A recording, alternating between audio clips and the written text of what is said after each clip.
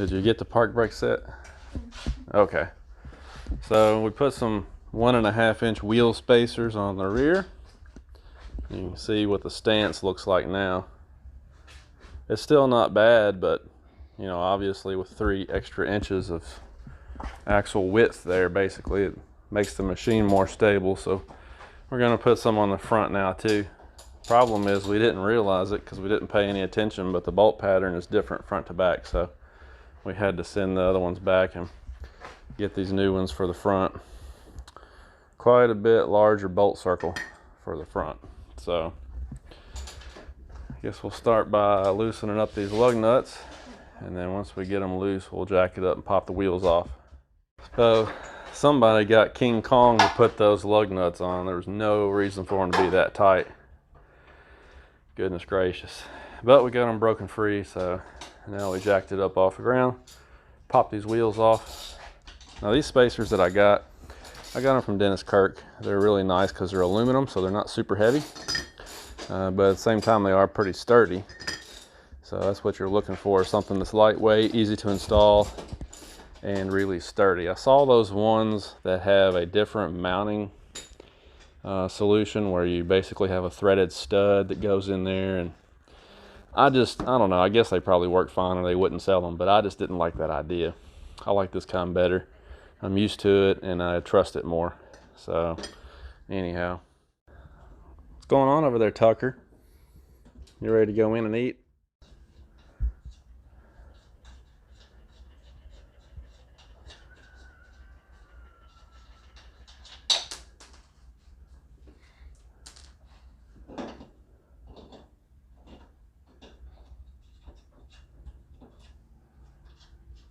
I guess the next thing we need to do is find some suspension for this thing, because those coil springs are way too stiff for this machine. I have no idea what they were thinking. I mean, I'm like 220 pounds, and when I ride the thing, it beats me to death. So I can imagine that a youth is just hanging on like they're in a rodeo or something. So we'll have to try and see if we can find some. The whole time we were at Wildcat, I told him like I was riding a bull. Yeah, that's ridiculous. We'll have to find some springs or maybe some strut assemblies that have a little bit softer rate, you know. Yeah, these actually fit. So they sent us the correct bolt pattern. Awesome. Pretty nice because I guess we'll just reuse our existing lug nuts in there, and it's like a 5-minute installation. All right, so the nuts that came on the spacers, we ended up using them in these holes. I mean, I guess if you've done this before, it's a duh kind of thing, but they didn't have any instructions in the box at all. None at all. So we weren't really sure.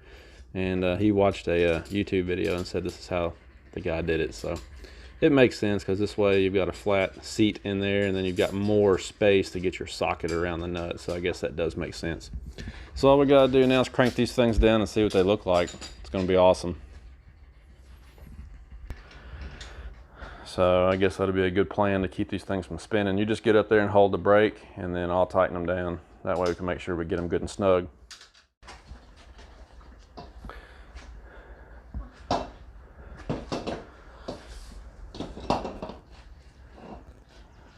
Those Wilson tires are really lightweight, aren't they?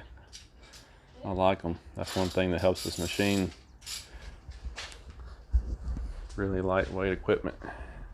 All right, we'll stick those lug nuts back on there, but look at the stance difference already. I mean, it's going to be, we'll have to pull it out in the sunlight so we can see it better.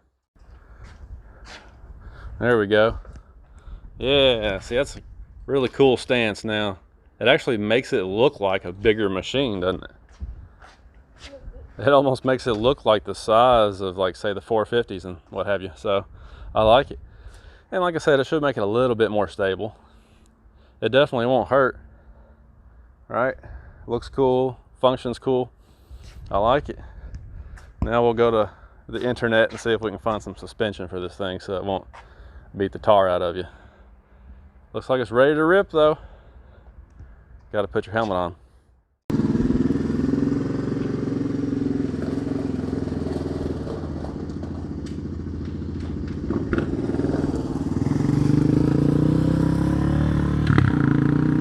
And And the cool thing about it is I measured, and even with the wheel spacers, his ATV will still fit between the wheel wells in my truck. So it'll be a piece of cake to load that thing up in here, even with those spacers on there. So awesome.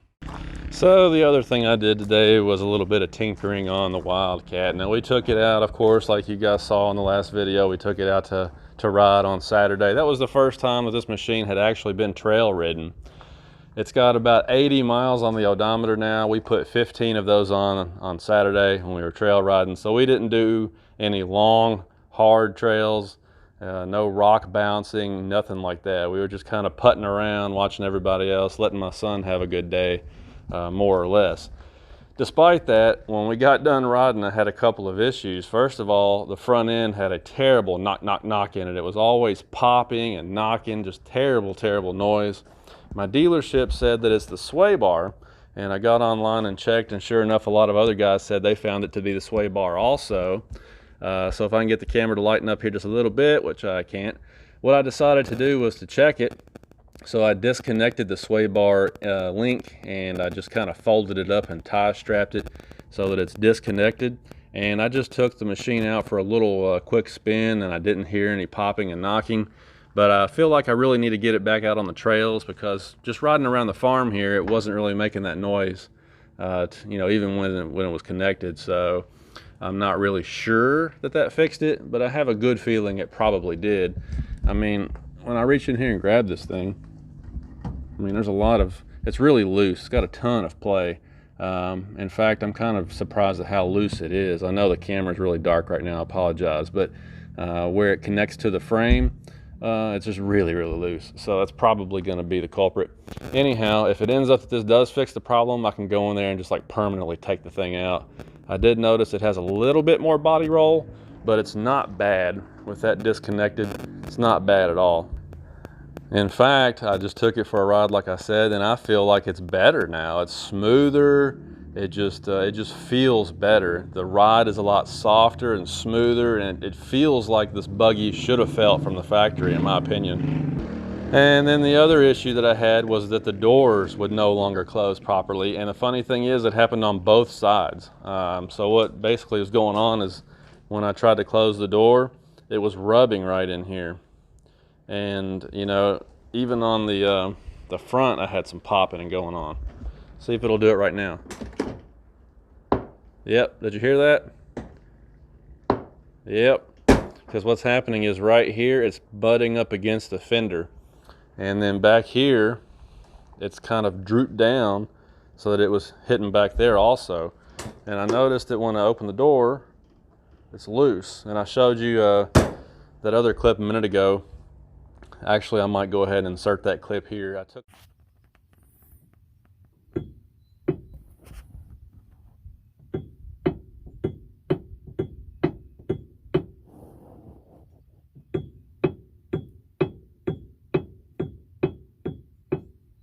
Looks like the bushings are not thick enough to hold the door hinge in place.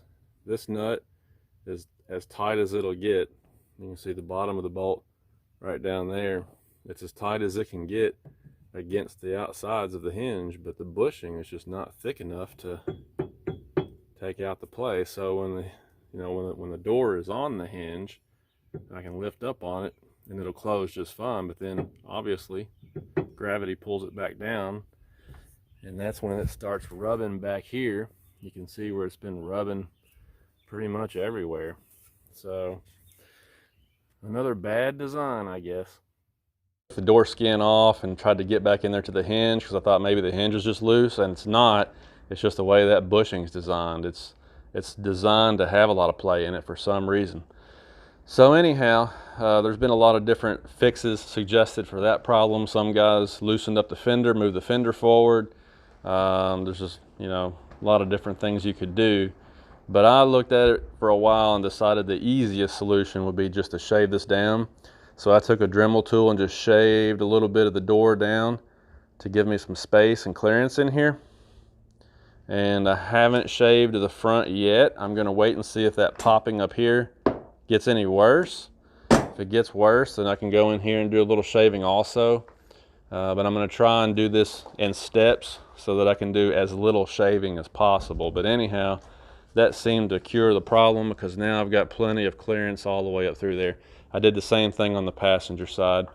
Don't know why that is. You know, I rode this thing for like 60 or 65 miles, never had an issue with it. Took it out to the trail for the first time, put 15 miles on it, and all this stuff starts happening. So anyway, shakedown run, I guess. We'll get some of this taken care of. But other than that, the Wildcat has been really good so far.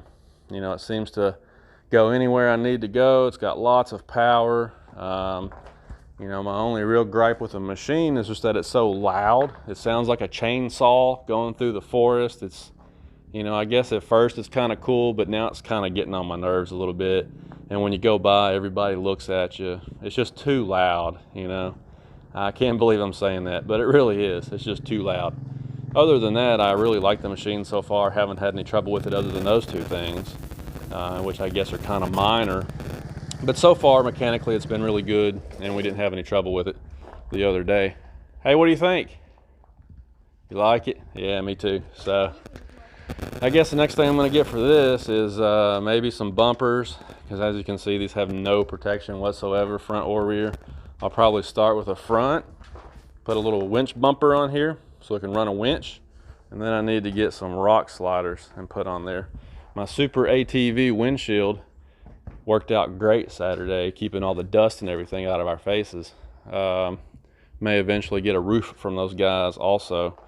And I need to find some mirrors that work, because the ones I put on there did not work very good. Didn't have enough range of motion because of the way that the cage is shaped. So anyway, there's all kinds of accessories for these things out there. I just need to get with it, get some stuff on here before we go on our next big trip. Hey Dixie. All right, I'm out. Talk to you guys later. Yeah, suspension and some sporty tires. Oh, the other thing we need is for this pandemic to go away so the off-road parks will open back up again. They're almost all closed right now, and that's no good.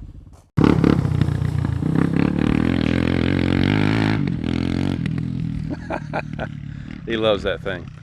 That's probably his favorite Christmas gift he's ever gotten. That was definitely a win. There's no telling how many miles he's put on that thing since he got it. I wish they had odometers on them. And I'm also surprised I have any grass left, but that's okay. You gotta be a boy, right?